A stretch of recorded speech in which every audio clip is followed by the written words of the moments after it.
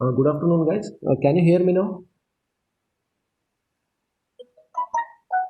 Yes, sir. So in previous class, we have seen two training rules. First training rule was a perceptron rule. Second training rule was delta rule. Okay. In the delta rule itself, we have studied one more new concept, that is a gradient descent, right? So the gradient descent, again there are two types are there. One is a standard and original gradient descent, and one more is a stochastic gradient descent. Stochastic meaning also I told you it is just a random. Okay. So the difference between that original gradient descent and this stochastic gradient descent also I think in the previous class I discussed with you people. Then let me to go to next topic, that is remarks. Okay, okay, one more small topic is there. It is nothing but so once again we are just going to differentiate between these algorithms. Which algorithms? Perceptron rule and the second algorithm, that is delta rule. So apart from these two rules, there is one more rule is there, third rule. Just briefly I explain it in the next slide. Okay. So let us see what are the main differences between these two rules. Okay, see here the perceptron training rule, definitely it updates the weights, but on which basis it is updating these weights? So it is updating the weights based on the error in the thresholded perceptron output, that is O. It means it is completely dependent on that error. So this perceptron training rule is defining the error, capital E. Error, where that error is present, it is present in this perceptron, particularly which perceptron? Thresholded perceptron, that is its output is indicated by O. This is already you know this one. But this delta rule also updating the weights based on what? It is also calculating a error, but error in which? Error where? Error is present where? So error in a unthresholded linear inputs. Unthresholded linear inputs X. Just make the difference here. This perceptron training rule is also updating the weights, and based on the error which is in the perceptron itself, perceptron output itself. But delta rule is also updating the weights based on the error which is present in the unthresholded perceptron. So here it is a thresholded perceptron, but here it is unthresholded perceptron linear input. This is finding the error in the thresholded perceptron output, and it's exactly opposite. This delta rule is updating the weights based on or depending on the error which is present in the unthresholded linear inputs X. Okay, here it is output and here it is input. That's all. So then one more other difference is there. The difference between these two training rules is reflected in different convergence properties also. Convergence properties is nothing but moving from one place to another place. So moving from errors to the valid weights. Okay. So the direction it is telling, the movement and the condition which is going to meet by traveling from one place to another place. So that is nothing but convergence. So these differences are affecting the differences between these training rules. They are affecting on these convergence properties also. How it is? It is also very simple. Just see here, perceptron.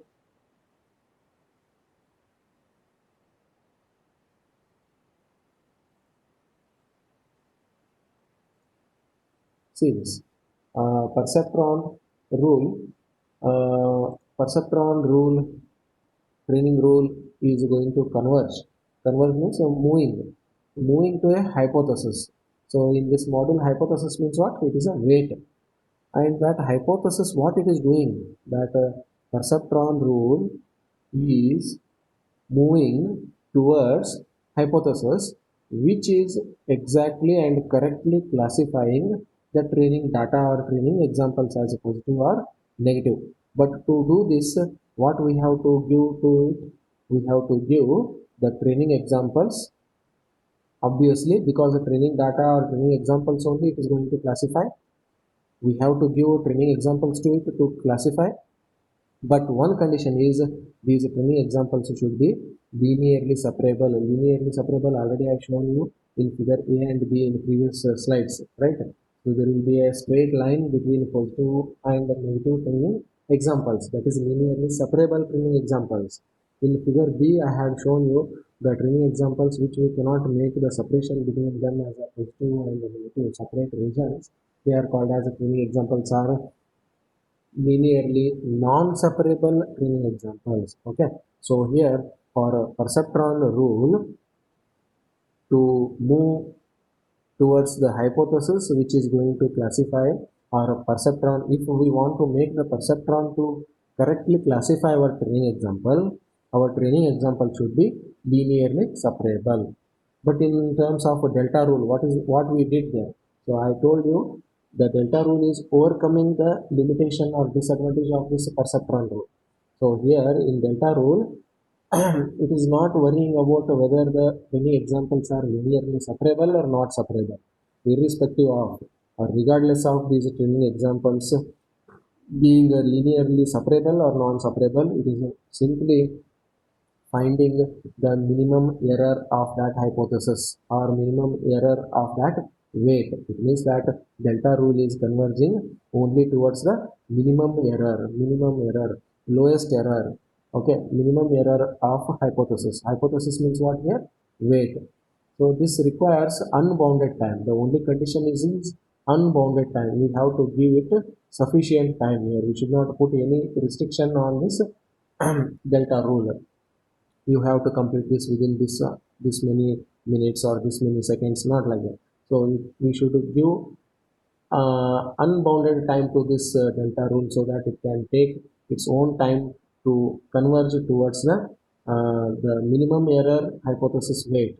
Okay, so it means what? It is moving towards the weight which has very less amount of error, that's all, but it takes its own time. So this is the one condition. So but it converges regardless of whether the training examples or training data are linearly separable or non-separable. So it doesn't matter for it. Okay, even though training examples are linearly non-separable, then delta rule will definitely find out the weight which has a less error or minimum error. The only condition is, so we should not put any time bound on it. Okay, so these are the two differences between perceptron training and delta training rules. So then also there is one more third rule is there apart from these two. That rule is called as, or that algorithm is called as linear programming rule. But here one disadvantage is there. So what is the disadvantage of this linear programming rule or the linear programming algorithm? That is a third rule actually. Apart from this perceptron rule and delta rule, there is one more rule is there, that is linear programming rule. The one disadvantage of this linear programming rule is it cannot train or it cannot make our multi-layer networks to learn. It means that this linear programming rule is not able to teach or is not able to train multi-layer networks. Multi-layer networks means, so as I already told you, there are some layers are there in our artificial neural network or in our perceptron. What is that? That is a input layer, output layer, and hidden layer. So in just imagine, in hidden layer there are so many number of layers are there, and also you don't understand that only the layer means hidden layers only. So in fact, the multi-layer is one more meaning is in the input layer.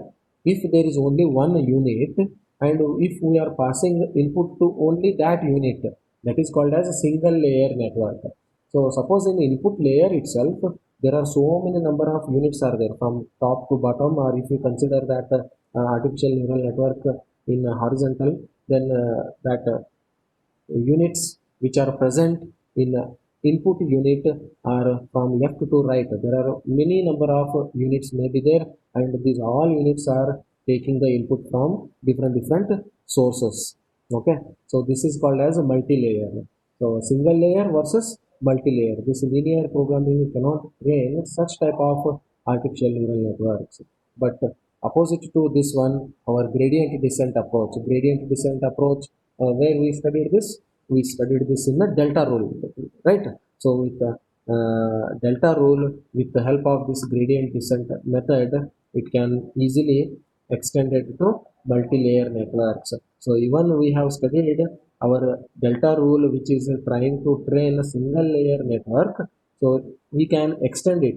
We can use this delta rule, which is using this gradient descent method, to train multi-layer networks also. So here, this is the by conclusion, the multi-layer network training is very important, and who is doing this one?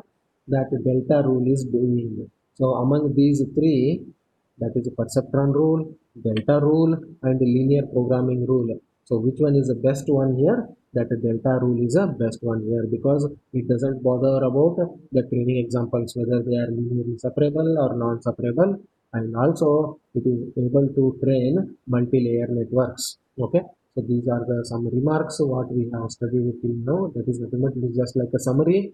So we are just differentiating between these three types of rules or algorithms. So let me to go to next one more important topic, that is a multi-layer network and the back propagation algorithm. So which is the last topic of your third module. So this is the main important topic, because here you are going to study the back propagation algorithm. So before going to that back propagation algorithm, let us understand what multi-layer networks. Just now I told you multi-layer network is nothing but a network which contains more than more than three layers. Of course it is a true, that is nothing but one input layer and one output layer, and the n number of hidden layers. Of course it is a multi-layer network, but you can think this multi-layer network in one more side, that is nothing but so suppose if you consider one input layer. Okay, so if you consider input layer, in that input layer at the left side, I had shown you when I was showing you how exactly this artificial neural network look like. So there, left side one input layer was there, that if that input layer has only one unit which is taking the input from one source. So instead of that one, if it is having a many number of units which are taking the inputs from different sources, so that is called as a multi-layer network. So this multi-layer network, apart from this multi-layer network, we are going to study here back propagation algorithm also. See, let us see here. So we know this very well, that our single perceptron, see here, single perceptron means what? The input layer has only one unit which is taking only one input. So that is called as single perceptron or single artificial neural network. It can express only the linear decision surfaces. So I have already shown you this decision surfaces, how it looks like. So once again, I will show you how this decision surface look like, because in previous diagram I had shown you error surface there, right? So if you remember, error surface I had shown you in the form of a parabola, right? So here we are going to see today, that is linear decision surface. This linear decision surface, it is also going to look like a paper. Okay, paper, surface of a paper, and on that paper we are going to make some divisions there. Divisions, why we are going to make divisions? So it is completely based on our the number of our inputs. How it is, I will show you, don't worry.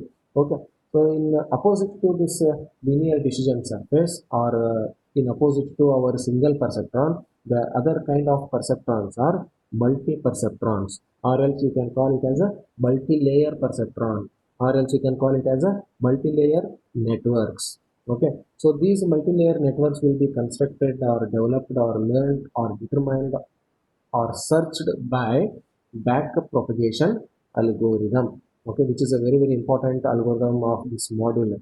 So here, this multi-layer networks, whatever we got as an output of my back propagation algorithm. Remember, back propagation algorithm takes some input and it gives us multi-layer networks. Okay, remember, the output of the output of back propagation algorithm is multi-layer networks.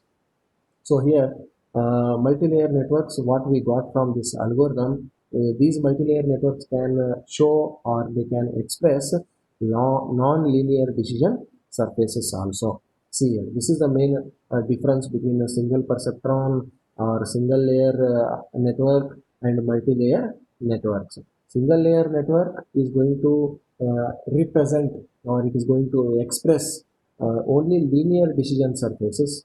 Linear decision means linear itself is a sequence. So sequence of decision surfaces, and there is a proper arrangement is there. But here in multi-layer, the decision surface, if they are not arranged properly, not organized properly also, this multi-layer network can represent them or can express them. Okay, this is the main difference between single layer perceptron or network and multi-layer networks. Okay, so a multi-layer network and decision surface is shown in the next figure. So let me to show that diagram here. See, this is a multi-layer network. This is a multi-layer network, and the simplicity, for simplicity, I have taken only two units here in this input layer, that is F1 and F2. And here only one hidden layer is there, and there is only one output layer is there, of course. And here, if we are providing two inputs here, and this perceptron or this multi-layer network is giving us n number of outputs here. And how many number of outputs it is giving us? It is giving us 10 outputs. So what are those 10 outputs? What is the problem actually here? This problem is just a speech recognition problem it is. So for example, in a mic, if we are speaking something, that system or that algorithm has to recognize only those words which that person is using, the string or a text or words starting from H and end with a D. I hope you are understanding. The speech recognition system is trying to recognize only those words the speaker speaking with the words starting with the H and the words end with the D. Okay, there are so many words are there in English, right? So among those, some words are listed here. Those some words are nothing but here 10 words. So it may be here in the right side of this diagram. You can see here HEAD, head, HID, HOD, HAD, had, and haved, and heard, heed, HUD. So hood, like this. The words which are beginning with H and end with the D. So this type of words our system is going to recognize, and also in between this H and D, whatever the characters or letters are coming, so it has to identify them as whether they are vowels or consonants. So this is the main purpose of this speech recognition algorithm or problem. Just for example, I told you, don't worry, we are not going to implement this problem here. Just I just wanted to show you one example of a multi-layer network, which is left side of this diagram, and the right side of this diagram is showing a so decision surface for this multi-layer network. So if you observe here, 10 words we have listed here. For each word we have given one separate symbol here, plus a star and some small circle, like this. Some symbols we have given here so that we can clearly show these words in our graph or in our decision surface. Okay, so in this decision surface, how we have drawn this decision surface? If you observe carefully, this decision surface is a two-dimensional. So because only two inputs are there, f1 and f2. Okay, so f1 and f2 is there, and here among these all inputs, n number of inputs are coming from the user through his voice or sound. So among these all voice, the system is trying to find out only those words which are beginning with H and end with the D, and particularly in between H and D, if there are any vowels are there, it has to recognize them as a vowels. So here these all words which are beginning with H and end with D, and in between this E and A is there. Suppose head, the word is a head, and in the entire textbook or some any other text file, if there are so many number of appearances for this particular word head, so how many number of times that head is repeated in that entire textbook or any other text file, those all will be made group together here. So here you can see here this partition from here to here. This is one partition. Like this, since we have made 10 words here, so here 10 outputs will be there, and 10 partitions are there in this entire decision surface. So it is taking a decision whether I have to put that symbol in this group or in this group or in this group or this group or this group. So this is a decision surface. So if you count here, 10 partitions are there in this surface. If you want to count it, 1, 2, 3, 4, 5, 6, 7, 8, 9, 10. So 10 uh, words are there, and in these 10 partitions are there in this decision surface. Just I wanted to show you how exactly this multi-layer network looks like, and its corresponding or respective decision surface looks like. Okay, so come back here. The input to speech signal problem is there, that speech signal input speech signal is represented as a two parameters, two numerical parameters, that is f1 and f2. And from where we are getting these inputs? They are obtained from a spectral analysis of a sound. Of course, these inputs are getting or taking from sound, allowing us to easily visualize this decision surface over two-dimensional instance space. Okay, so as shown in this figure, it is possible for us for this multi-layer network. So that multi-layer network is nothing but n number of inputs are continuously giving to that layer or perceptron or network. So it is called as multi-layer network. So all spoken words or input words to represent a highly non-linear decision surfaces. See here, these all are can be represented non-linear decision surfaces because there is no any linearity here. So randomly the partitions are done in that linear decision surface. So it is called as non-linear decision surface. So these decision surfaces that are much more expressive. So clearly they are telling us which words belong to which partition. So it is called as more expressive. It means a clear groupism is there in that decision surface. So it is more expressive than our linear decision surface. So among these two decision surface types, linear and non-linear, then which one is the best now? The non-linear decision surface is best because it is more expressive than linear decision surface. The linear decision surface where we use it in a single layer network, that is a single perceptron or a single unit. Single unit means what? The training example is only one training example, and that training example is identified as either yes or no. Okay, but in multi-layer what we are doing, there are multiple number of words are there, multiple number of inputs are there, and among these multiple number of inputs, again we can make the categorize them as a H EAD, HAD, HUD, HOD, like this n number of words we can make a list of those words, and we can make n number of partitions in our decision surface. So this is the main difference between single unit and multi-unit, or single layer unit or single layer network and multi-layer network.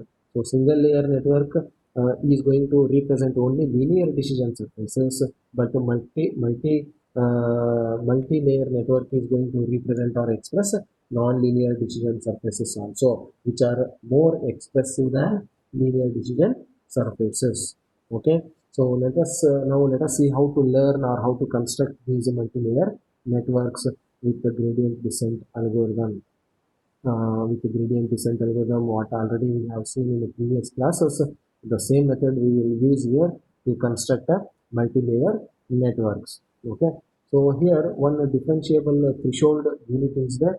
So the type of unit can we can use it as a basis for constructing a multi-layer networks, because this type of unit is very important here. Threshold unit or it is an unthresholded unit. Okay, so these are the differentiable. Differentiable means what here? We can make a difference as well as we can make a calculus differentiation. Yesterday I told you do or d, right? So these are so differentiable threshold unit. So this what type of unit we can use, what type of unit we can use? It may be thresholded or it may be unthresholded, right? So among these two, what type of unit we can use for the as a basis or a foundation to construct these multi-layer networks? This is the main question now. So this is also one of the major decision which type of unit we have to choose. Okay, obviously at the first we choose linear units. So linear units means what? So it will get only that is it is going to represent only linear decision surface. Okay, so first by default we choose linear units for which already we have calculated this gradient descent learning rule. So but this multiple layers are formed or cascaded, or they are formed by using a n number of large set of these all linear units. So because of that only we call it as a multiple layers. Okay, so these all multiple layers also they are going to give us once again linear functions only, but we don't want these linear functions. We want which functions?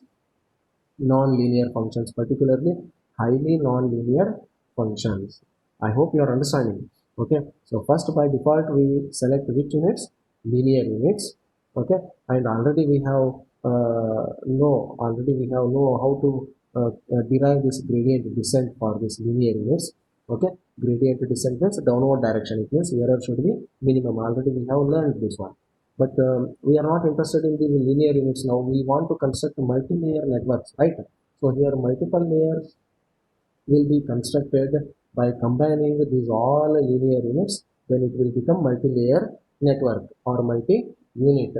And these multi-units or multi-layer networks, once again, they are giving us output in the form of linear functions only. But we don't want these linear functions.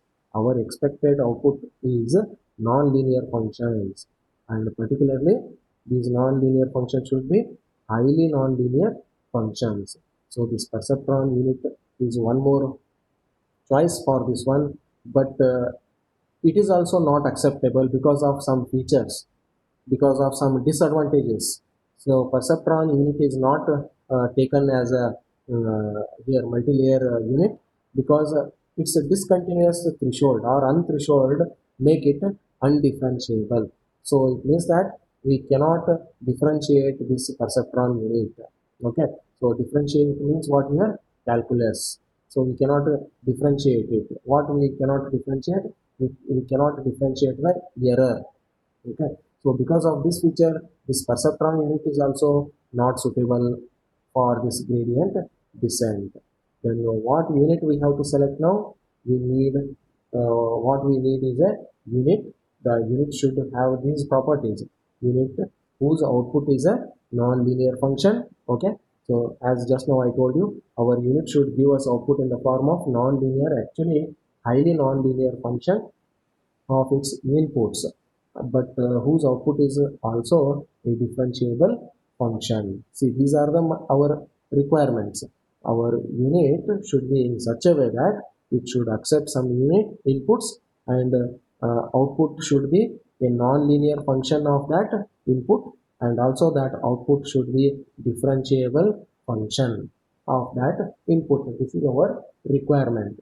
This is our specification or demand. Okay, so to satisfy this requirement, there is only one solution is there. That solution is we should not use perceptron unit also, we should not use a linear unit also, we should not use non-linear units also. We should use one more new type of unit, that is a sigmoid unit. So don't worry, this sigmoid unit is not so much different. It is a very similar to our previous diagram, first diagram of this module what I had shown you, that is perceptron. It exactly looks like our perceptron unit only. The only one addition we will make in our perceptron, that is nothing but that perceptron rule was unthresholded, no? So here this sigmoid unit should be the thresholded function, and particularly differentiable thresholded function. So this sigmoid function we will add to our previous perceptron, that's all. So nothing is different here, everything is same. So this sigmoid unit is shown in this diagram. You can see here one diagram I will show you to you. This is a sigmoid threshold unit.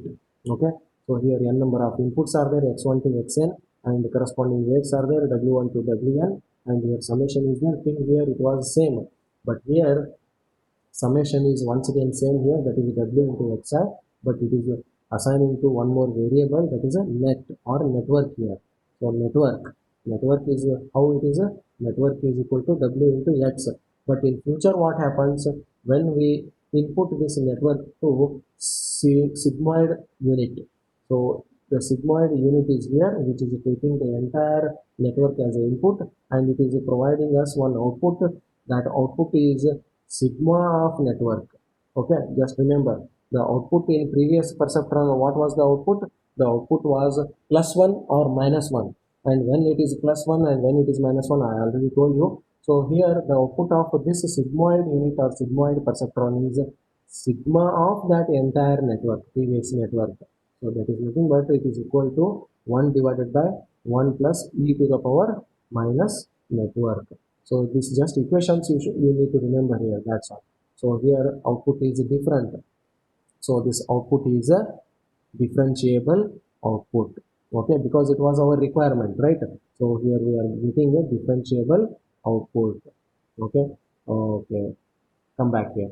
See the perceptron, like this our previous perceptron, our sigmoid perceptron, our sigmoid unit also. First it calculates a linear combination of these all units or all inputs, but then we have to make them as a non-linear. So what we have to do here, it applies a threshold to our result. So threshold to, when we apply this threshold to our result, then these all units will become or inputs will become non-linear inputs. So in this case, this is sigmoid unit, the threshold output is a continuous function of a unit, particularly which function? Sigmoid function. See here, our requirement was here, right? So it should be a differentiable function of its input, right? So here the function is a non-linear function, remember. So this output, how exactly it looks like, here I am showing you. Output is nothing but it is a sigma of W into X only, what we have already seen in our previous perceptron, right? So here this W into X is nothing but what, here when we apply this sigma to this W into X, we get like this. For example, sigma of Y is 1 divided by 1 plus e to the power minus y. Okay, so here we are applying sigma function to output of our previous old perceptron. Our previous old perceptron was this one only, right? So that is output is the multiplication of weight vector and input vector. So to this combination, so we are applying this sigma function. So that sigma function will be defined like this: sigma of y is equal to 1 divided by 1 plus e to the power minus y. You write down the equation number 3.12. Okay, so you just remember these all equations. Then here this output, whatever we got, that output is called as sigmoid function, and that output value will be in between this 0 and 1. So this value, if you see here, this value is in between 0 and 1. So it means that, so it is not going towards a negative value as our previous output, perceptron output. It was either +1 or -1, right? So here this output, the sigmoid function output is not going in a negative direction. So this output will be always in the positive direction, and also it will be only in between 0 to 1. And if it is 0.01 or 0.02 like this, and this value will be keep on increasing, the output value will be keep on increasing. However, the number of inputs also increasing. Okay, so this monotonically it is increasing, means what? Continuously it is increasing, it will not decrease along with its input. So since it is going to map this large input domain, so here already I told you n number of inputs we are giving to our sigmoid unit. Okay, so here since we are giving n number of input to our perceptron or our network, and we are getting very small number of outputs. If you observe this diagram, you will see n number of inputs we are giving and only small number of outputs we are getting, right?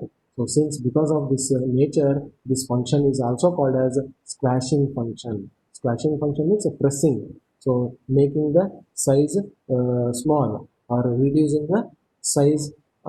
Because of that only here we are calling it as at the initial stage we are giving a large set of input, but we are getting very small set of outputs. So because of that only this function is called as squashing function. Okay, so sigmoid function has one useful property, that is it is a derivative. Okay, it means that this sigmoid function can be so derivable. Because of that only here I have written one equation, please note it. So d sigma of y divided by dy. What it means? We are deriving or we are differentiating sigma of y with respect to y. And what will be the answer? Already you know the formula for calculus, that is sigma of y into 1 minus sigma of y. So here whatever the function is, the sigmoid function, it is differentiable. So that was our own and the main requirement, right? So our function is now differentiable. So here these are called as differentiable functions. Okay, differentiable functions. Remember. Then let us go to our main part of this module, that is back propagation algorithm, which is the last part. Here in back propagation algorithm, what we are going to do is, it is going to give us a weight, as I already told you. It means that it is going to give us a one perceptron or one artificial neural network. Indirectly, it is going to give us weights. Okay, this back propagation algorithm learns or finds or searches the weights for a multi-layer network. As just now we have seen multi-layer network. For these multi-layer networks, this back propagation algorithm gives us some weights. Okay, so here what we have to give to this back propagation algorithm as an input, we have to give a artificial neural network with some set of units, and these units should be interconnected. So this basic network we should give to this back propagation algorithm as an input.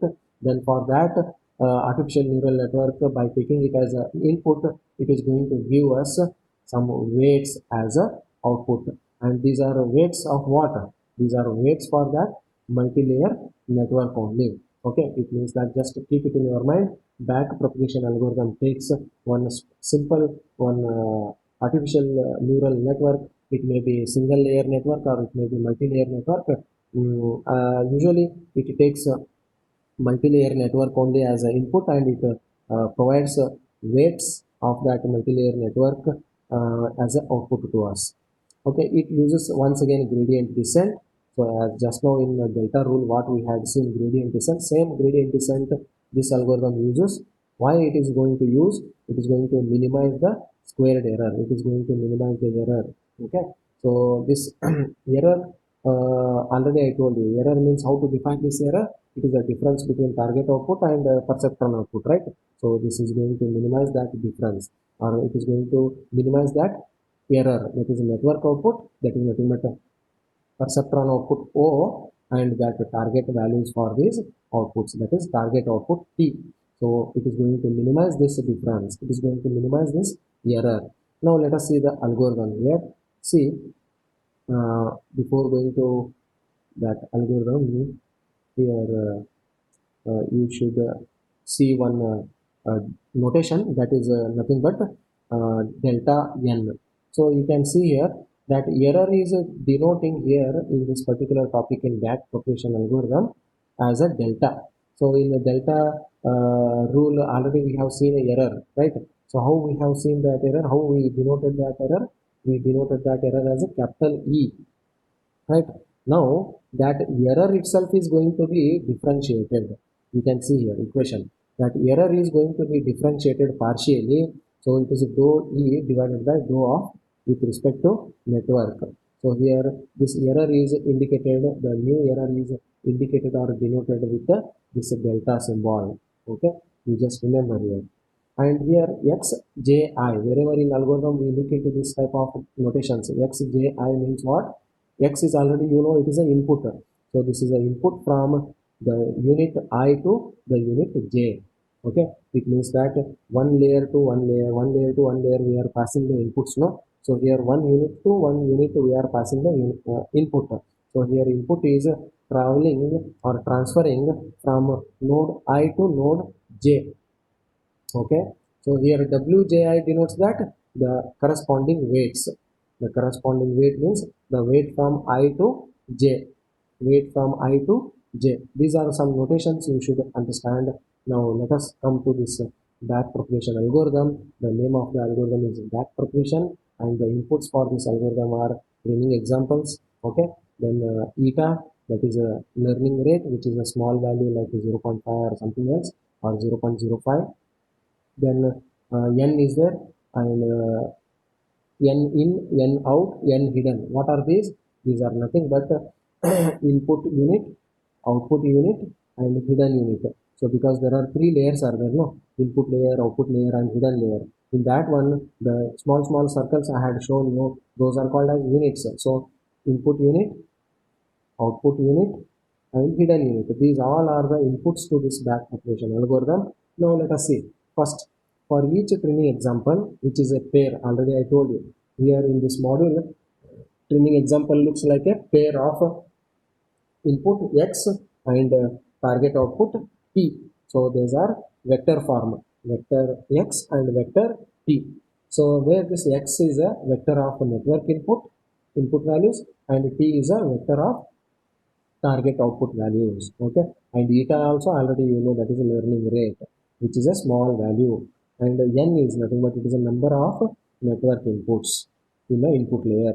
N hidden is a number of units in the hidden layer, and n out is a number of output units. Okay, the input from unit I to input j is denoted as xji, just now I told you, and weight from unit I to unit j is denoted as wji. And the first step of this algorithm is create a feed forward network. Feed forward network means from one layer to one layer to next layer, next layer, next layer to next layer. We should keep on pushing or moving these inputs. Okay. So because of that nature only, this network is called as feed forward network. Okay. We can simply call it as create a network, or else particularly because of its nature, we should call it as a feed forward network. So just remember, when we pass the inputs from left side to right side, from one layer to next layer to its next layer, so because of this feature we are calling it as a feed forward. Okay, but when we are keep on pushing these inputs from input layer to hidden layer to output layer with units n in, n hidden, n out, at that output layer we get some output, and that output is nothing but that some we may get some errors there. Those errors whatever we will get in the last output layer, those all errors should be brought in a reverse direction, that is from output layer to hidden layer, and hidden layer to input layer. We have to bring those all errors. So because of this nature only, this algorithm is called as a back propagation. The pushing something towards is nothing but forwarding and propagating. Okay, so error we are bringing in a reverse direction from output layer to hidden layer and hidden layer to input layer. So we are pushing, or we are sending the input from input layer to hidden layer to output layer. But in output layer, when we get any error, that error should brought into the backward direction, that is output layer to hidden layer to input layer. Because of this nature only, this algorithm is called as back propagation. Okay, so initialize these all network weights to small random numbers. Within 5 minutes this meeting will end, and if this algorithm is discontinued, you rejoin with the same link. I will complete this algorithm, then I take attendance. Okay, see here, we are going to initialize these all weights w0 w1 up to wn, these all weights to some random value, because we start our searching with some random weights only. That random value may be from minus 0.05 to plus 0.05, whatever it may be, any small random weight you select it, then onwards iteratively, and with by using n number of iterations, we can keep on update those weights. Okay, so using, until this termination condition is met, do some steps here. What are those steps? Let us see here. For each example, training example, so we have to propagate. Propagate means what? We have to push, we have to send. What we have to send? we have to send the input forward through the network. It means that we have to send the input from input layer to hidden layer to output layer. So input the instance X to the network and compute the output OU. Okay, it means that you have to send the input X and you should get the output as O for every unit U in the network. Okay, and propagate the errors backward through the network. Second step you see here, propagate the errors backward through the network. To do this second step, again we have to do these three steps. How to backward these errors? For each network output unit K, calculate its error term. That error just now I told you, it is denoted here as a delta. So that error should be calculated like this. That is O of k into 1 minus OK and t minus OK. So these all are already, you know these equations. That is the difference between target output and perceptron output. So the only small changes are there in these all equations. That's all. So these all are going to give, these differences are going to give the error. So this error should be propagated in the backward direction. It means that from output layer to hidden layer. Okay, from hidden layer to input layer, like this. For each hidden layer also, so if there is any error is there, you calculate that error by using this equation and you once again back propagate that error from hidden layer to input layer. So after that error is reached the input layer, we have to update the weights now. So weight from I to j, how to update it? Already you know this equation, same equation. Wji is equal to Wji plus delta Wji.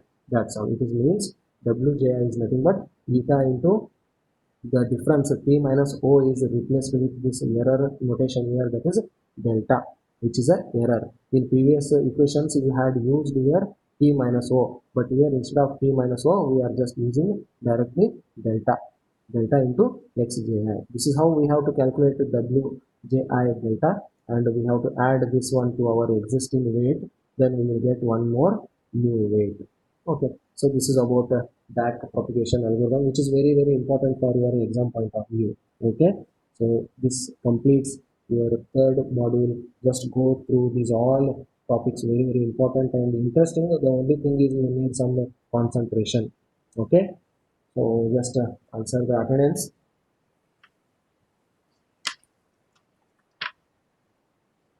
Sridhar, Aishwarya, Yes, sir. Aishwarya, Yes. no, Akshata, Akshata, Yes, sir. Aniket, Pratibha, Saurabh, Saurabh, Yes, sir. Ankita Patil, Sir. Ankita Rupale, Geeta, Jyoti,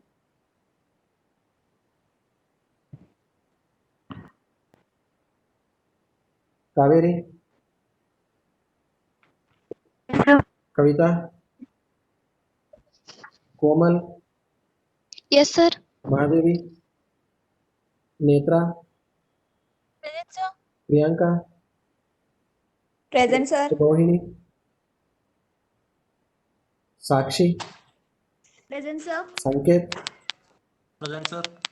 Shruti Naik, Present, sir. Shweta Patil, Present, sir. Shweta Patil, Yes, sir. Sujata,